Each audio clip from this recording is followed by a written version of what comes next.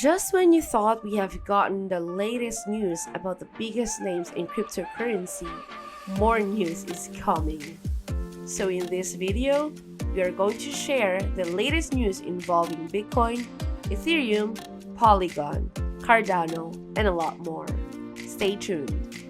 Hi everyone, welcome to Crypto Intel. Despite cryptocurrency's volatility, there's so much good things going on in the biggest names in crypto space. Makes one much more interested in making money in cryptocurrency, huh? So before you put all your money in, let's get to know more about the latest updates in cryptocurrency. Before we go any further, don't forget to hit like, subscribe, and notified to get more updates from our channel and become more intelligent about the crypto world.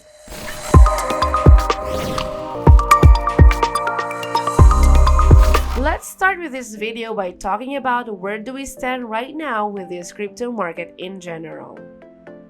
In an interview with Brian Brooks, Chief Executive of Bitfury, one of the leading security and infrastructure provider for the Bitcoin blockchain, it was explained why Bitcoin price is sinking in the short term.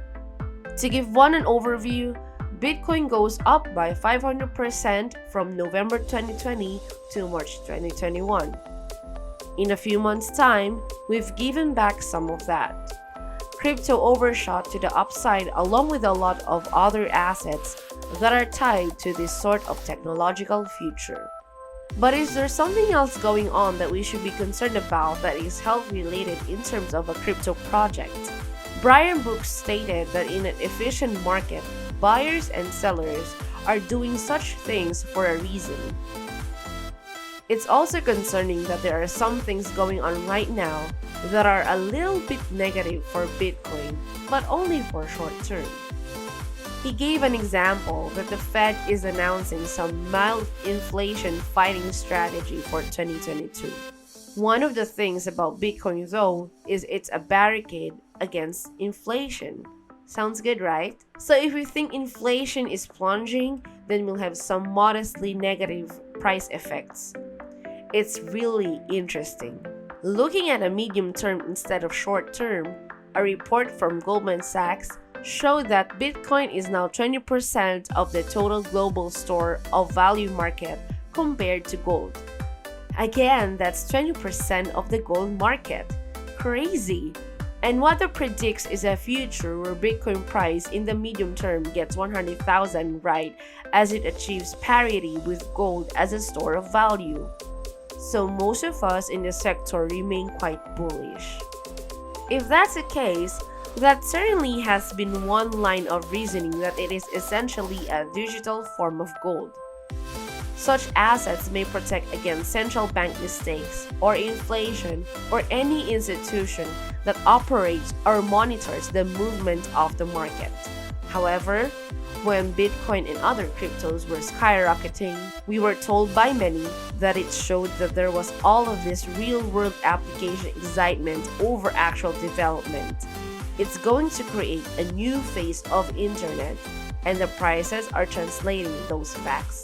So if you're new to this space, where there's Bitcoin and then there's everything else, you should see that Bitcoin has some really interesting things happening on it.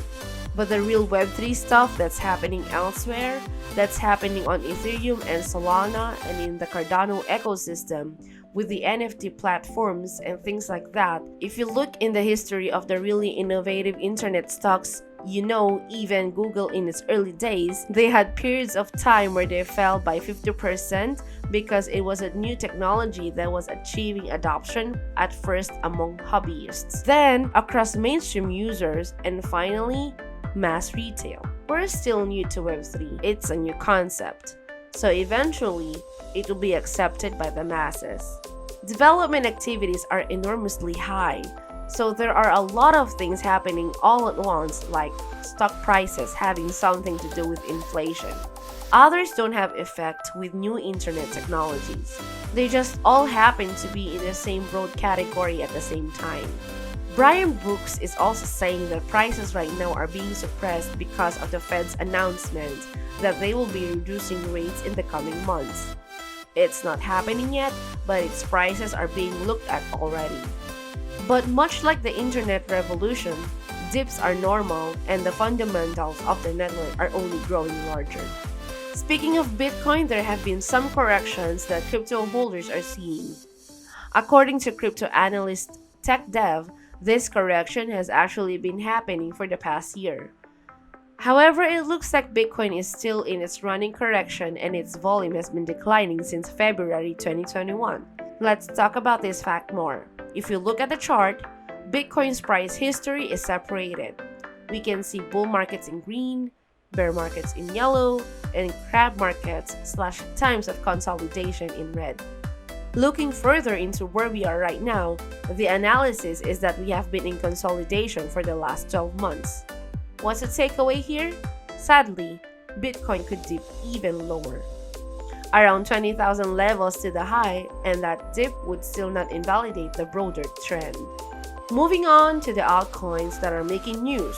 News about Polygon is that the Associated Press has just announced that they are launching an NFT marketplace on Polygon to support journalism. The AP, or Associated Press, is launching its own photo NFT marketplace, which will feature Pulitzer Prize winning shots. Apparently, the app is turning their large collection of historic photos into NFT. It is set to launch on January 31st. The marketplace will feature an array of photos, including some that won the Pulitzer Prize, as well as digitally enhanced depictions of photographers' work. AP's marketplace will run on Polygon and will be built by blockchain infrastructure firm Zuga. So much great updates for Polygon and NFTs. Just so you know, the Associated Press has a huge collection of these historic photos and they are now being minted as NFTs on Polygon. Each NFT will feature detailed metadata or stored information about the shot in question.